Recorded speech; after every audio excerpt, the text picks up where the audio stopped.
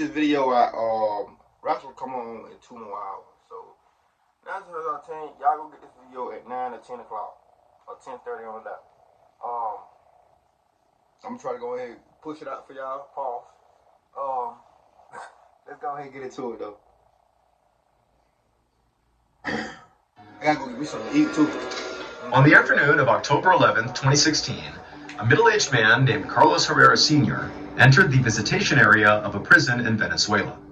The room itself sort of looked like a high school cafeteria, with tables and chairs everywhere for the inmates and their visitors to sit down and have their meetings. And right in front of Juan was one table where there was this bedraggled-looking prisoner who he was there to meet. As Juan got closer to this guy, he could see he really looked terrible, the inmate. I mean, his cheekbones were sticking out, he was sort of emaciated, he was bloodied and bruised, he had bandages on his arm. And also, as Juan moved towards this guy, he could clearly see all the guards that line the walls and the exits of this visitation area sort of squirm with discomfort, as this meeting is about to take place. And Juan had a good idea why these guards might be anxious. And that's because over the past month, this prison had been on lockdown because a gang inside the prison had risen up and overpowered the guards and completely taken over for this entire month. And just to be clear, I mean, during this month, people died as a result of this takeover. I mean, this was a horrible month for this prison, and it was only over the past couple of days that the guards were finally able to take back control. And Juan knew all this, not only because... A month? I promise you, if I were working as a CEO, I'd quit. I would have quit. So, man, look, after 5 days, ain't no way a riot should be gone after 5 days. A month, my nigga? A month is pushing it. Yeah, damn. This riot was all over the news while it was going on, but also because his own son, Juan Jr., was serving time in this prison for robbery. He had been for the past year. However, Juan Sr. was not coming to visit his son right now. Instead, he was coming to visit a different prisoner, because during this riot, Juan Jr. had just disappeared. And Juan Sr., when he had found out about that, had called prison officials, other people, politicians, you name it, to try to figure out where his son went, but nobody seemed to know. And so finally, he had found this one prisoner, the guy he was meeting today, this beaten down looking guy, who had agreed to come forward and tell Juan Sr. what he knew about what happened to Juan Jr. And so Juan sat down at this table with this prisoner, and after the two of them introduced themselves, very quickly, Juan Sr. said, please, tell me what happened to my son, where is he? But this prisoner he was talking to didn't immediately get into sort of a clear story about Juan Jr. This guy began talking about a totally separate prisoner, a man named Dorangel Vargas. Vargas was notorious across Venezuela for a series of brutal murders he committed that ultimately put him in this prison. And during this recent riot at this prison, it was Vargas and his gang that rose up and took over. Vargas was in charge, effectively, of the riot. And so even though he was terrorizing people and brutalizing people and was very much responsible for the deaths of multiple inmates, he also at the same time did have to make sure that, the people he was in charge of, albeit illegally, had enough food, they had enough supplies, that they had the things they needed to survive. And so again, he's sort of dictatorial and awful, but also, ensuring people have basic resources. And so Juan Sr. is listening to this man sort of lay this out about Vargas and sort of how he was in control during this riot. And Juan Sr. is like, I just don't get it. Why are you explaining the nuances of what he was doing during the riot? And this prisoner very quickly pointed to the bandage on his arm and kind of pointed at all of his injuries that were very obvious. And he told Juan Sr. that if anybody got in the way of Vargas while he was in charge during this riot, they were basically beaten to within an inch of their lives, and again, in some cases, people were killed. I mean, this was a brutal regime. Oh, so Juan Sr. is like, oh my goodness, is that what happened to my son? Was he beaten like you by Vargas? But at that point, the prisoner just shook his head and said no, and then he looked down and almost couldn't make eye contact with Juan Sr., and he just said, what happened to your son was much worse. The prisoner would tell Juan Sr.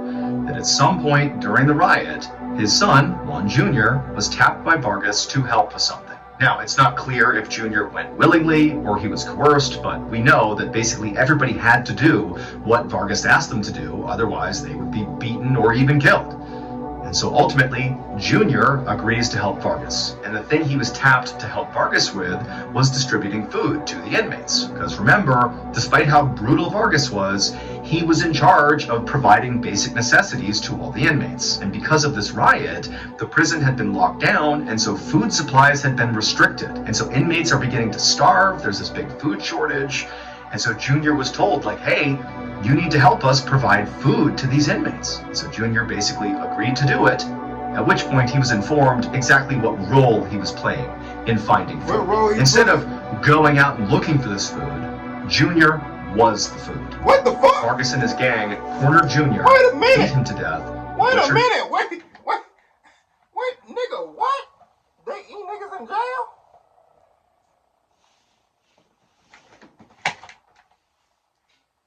They eat niggas in jail. Body, and then literally fed him to the inmates. That's what happened to Juan's son.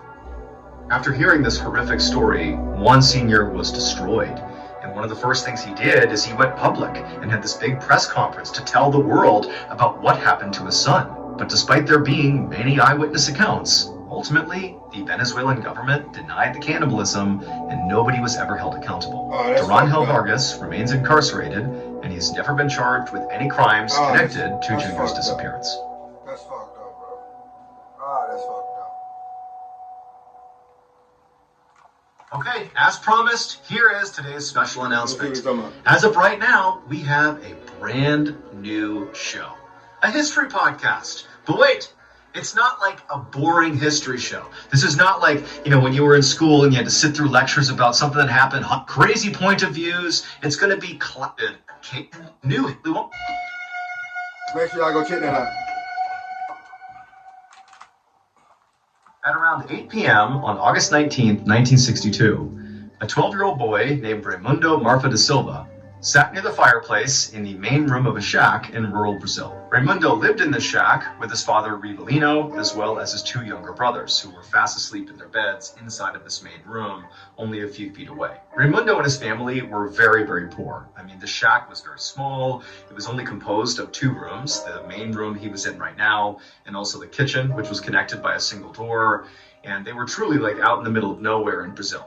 They had no electricity, basically no money. I mean, they really had almost nothing. And so that night, as Raimundo sat by the fire, just kind of quiet, there wasn't really much else to do here, his father, Rivelino, came into the room from the kitchen, and he sat down next to him. And the two just sat there quietly, periodically poking at the fire with a stick and just sitting there enjoying the silence, doing their best not to wake up the two younger brothers. And as these two were sitting there, suddenly Raimundo heard a strange sound coming from the kitchen. So he turned his attention and he looked into the dark kitchen and he saw this dark figure on all fours quickly kind of maneuvering across the ground out of sight. And immediately Raimundo's terrified. He has no idea what this is. And so instinctively he turns to his dad, and his dad is also staring at the kitchen wide-eyed, clearly having seen the same thing. And then before Raimundo could do anything, his dad jumped up and slammed the door shut, separating them from the kitchen, and locked it. And at that point, the two younger brothers, they've woken up, and all four of them are looking at each other like, what's going on? Hell no. And Raimundo, he says to his dad, what was that? Now, it was clear that Rivelino was very unsettled by whatever this was. I mean, they didn't have pets. There was no other people inside of their shack. Like, there shouldn't be anything alive inside of the shack beyond them. So he doesn't know what it is. He's scared, but he tells his boys, it's okay. It's all right. I don't know what that is, but let's just stay here, we're safe. The door is locked, we're all here, we're safe. And so the boys, they all just kind of trusted their dad, and everybody just kind of hunkered down together and just sat there quietly, kind of waiting to see if they would hear anything else. And for a little while, they heard nothing. There were no more sounds coming from the kitchen. But eventually, Rivelino and his sons began to hear voices, and they were coming from outside the shack. And at first, they couldn't really tell what these voices were saying. They were kind of garbled. But eventually, they all began to hear the same thing. Whoever was out there, or whatever was out there, was talking about Rivelino. Specifically, they could hear that name. What is that? And what they were kind of saying is, if Rivelino comes out here, we're going to kill him. And the moment that all the boys sort of picked up the fact that somebody's out there and they're threatening to harm Rivelino, they're all like, Dad, what do we do? What do we do? And Rivelino, I mean, he's hearing this too, but he tells his boys, it's okay. I don't know what's going on out there. I tell you what. Clearly, somebody is playing a cruel joke on us. This is a prank. This can't be real. And so Rivelino told his sons, their plan is they're just going to stay put. They're in this room. They're safe. The door is locked. We are going to wait until the sun comes up. and then we'll figure out who did this, who's playing this prank on us. And so sure enough, Ribolino and his sons would stay in their room, barely sleeping, all the way until 6 a.m. when the sun began to come up again. And at that point, Ribolino told his sons to stay put. Hey, he was going to go out there. Quick pause. We ain't gonna talk about how Mr. Ballen been dropping videos. Like, he been dropping like 3 stories. You feel me? He been snapping with them bitches too. Hey, he normally do like 1 video, like about 1 story, or 2 videos. You know what I'm saying? About 2 different. I mean, 1 video and 2 stories. You know what I'm saying? Now he doing 3 on 3. 1 video and 3. You feel me? That shit tough. I hope you do the same shit next week. I ain't gonna lie. Investigate. By this point, they had stopped hearing voices. There were no more sounds coming from the kitchen. It sort of felt like whatever that was, whoever that was, had passed. And so, the tension is gone, and the boys are like, okay, be careful out there, Dad. And so Ribolino, he walks over to the door that leads into the kitchen. He unlocks it, opens it up. Raimundo, he's craning his neck, looking into the kitchen, but, he can't see anything moving around in there, even with the light coming in. And so Ribolino, he says, okay, boys, stay here. Ribolino goes out into the kitchen and shuts the door behind him. While he's out there, Raimundo and his brothers, they're all listening anxiously, making sure their dad's not in trouble, but they just hear the sound of their dad just clearly walking around the kitchen. There's no commotion, there's nothing. And then a couple of minutes later, Ribolino comes back into the main room where the boys are, and he's got a knife in hand, but he tells them, it's okay, I got this from the kitchen, I'm just in case. There's nothing out here. I'm now going to go outside and just make sure nobody's outside. With a knife? Okay, so again, stay put. I'll be right back. Okay. So again, the boys, with a knife? Dad, like, okay, we'll see you soon. Ribolino walked out again into the kitchen, shut the door behind him, and then the boys heard the sound of the door that led outside open up. And then, presumably, Ribolino went outside. And that was the last time the boys ever spoke to their father. 6 months later, on March 10th, 1963, 5 men were out hunting in the wilderness not far from Raimundo's family's shack. And at some point, they came across this huge boulder. And this boulder had a big crevice in it, like a big gap in this rock. And one of the hunters happened to walk past it and looked into this crevice, and they found a skeleton. And that skeleton belonged to Ribolino, Raimundo's father. But that was not the end of the story. Far from it. So on the day that Ribolino stepped out the front door and then was never heard from again, Raimundo and his brothers had been instructed by their dad to stay put while Ribolino went out looking around. But Raimundo just felt really nervous after his dad had stepped out the front door and had presumably stepped outside. So he defied his father, he opened up the door that led to the kitchen, and as soon as he did, he looked towards the door that led outside, and he saw it was wide open. And he saw his dad stepping into this huge cloud of yellow smoke. And amidst this smoke were these cylindrical objects that were floating in the air, spinning around in a circle, seemingly spitting out this smoke. And Raimundo, he had no idea what he was looking at, but he saw his dad just kind of walking into this cloud, and then the smoke got so bad, it totally obscured his dad. His dad was gone. And so Raimundo yelled out for his dad, like, "Dad, where are you going?" And he charged towards his father to try to stop him. He just felt like, you can't go out there. But as soon as Raimundo went out into the yellow smoke, the smoke just dissipated, the cylinders disappeared, and as soon as it was all gone, his dad was gone too. Raimundo sprinted around his house, calling out for his dad, looking everywhere, but there was no sign of him. And so quickly, Raimundo and his brothers alerted authorities, and they launched this search for him, and for days they combed the area near that boulder as well, and they couldn't find Ribolino. And so eventually, they abandoned the search, and then 6 months later, his body was magically found in that crevice. To this day, nobody knows what actually happened to Ribolino and how he wound up inside of that rock crevice. Also, people have no idea what that dark figure was skittering across their kitchen floor the night before Ribolino went missing. Or who those voices were threatening to kill Ribolino, or the objects that Raimundo apparently saw floating in the sky, spitting out yellow smoke. Nobody has any idea what any of that stuff is. All we know is Ribolino disappeared, and 6 months later turned up dead in that crevice. Yeah, I don't know. Tear gas?